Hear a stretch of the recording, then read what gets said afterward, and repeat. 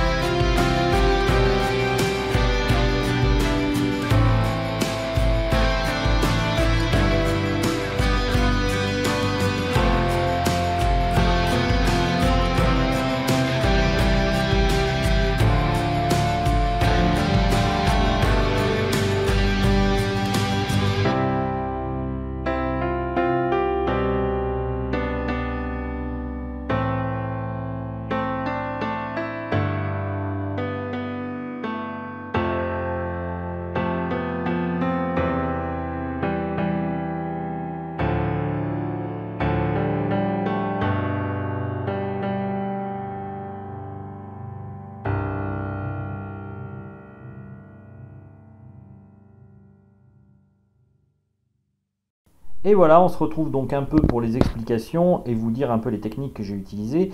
Alors pour commencer mon dessin, j'ai tout simplement utilisé du crayon aquarellable. Celui-ci a l'avantage d'être diluable à l'eau et donc on peut faire, disons, une première esquisse grâce à ce style de crayon que je vous conseille d'utiliser. Bien évidemment, il faut essayer de choisir les couleurs qui sont en rapport avec le dessin que vous allez réaliser. Pour la bouteille, il y avait des tons de vert, donc j'ai utilisé du vert.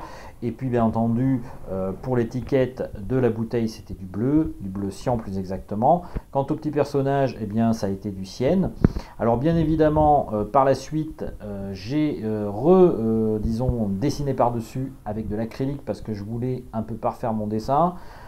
Il est clair qu'au niveau technique, j'aurais pu faire quelque chose de beaucoup plus abouti, mais c'était aussi l'idée tout simplement de m'amuser, de ne pas me prendre au sérieux. C'est ce que j'essaye de faire de plus en plus en dessin, parce que je pense qu'il est important en fait de se dire que lorsque vous dessinez ou peignez, eh bien, il faut surtout ne pas se prendre trop au sérieux, car si on se prend au sérieux, eh bien, c'est là qu'on rate souvent nos peintures. Moi, c'est un peu mon problème dans ce domaine-là, et donc je vous invite en tout cas à essayer de délirer un maximum sur des idées qui vous passent par la tête, comme celle-ci que je viens d'avoir aujourd'hui, parce que tout simplement, eh bien, ça vous aidera à vous améliorer en peinture, à mon avis, et c'était en tout cas une pensée que j'avais envie de partager avec vous ce jour, en vous invitant tous autant que vous êtes à faire parfois des petits délires de ce genre-là. Alors ça peut être n'importe quel délire, hein, même un délire abstrait si vous avez envie, mais n'oubliez jamais en tout cas que la peinture, c'est avant tout un amusement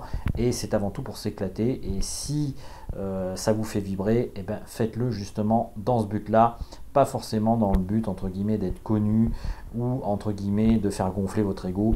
C'est pas comme ça en tout cas que je pense qu'on réussit à être meilleur en peinture.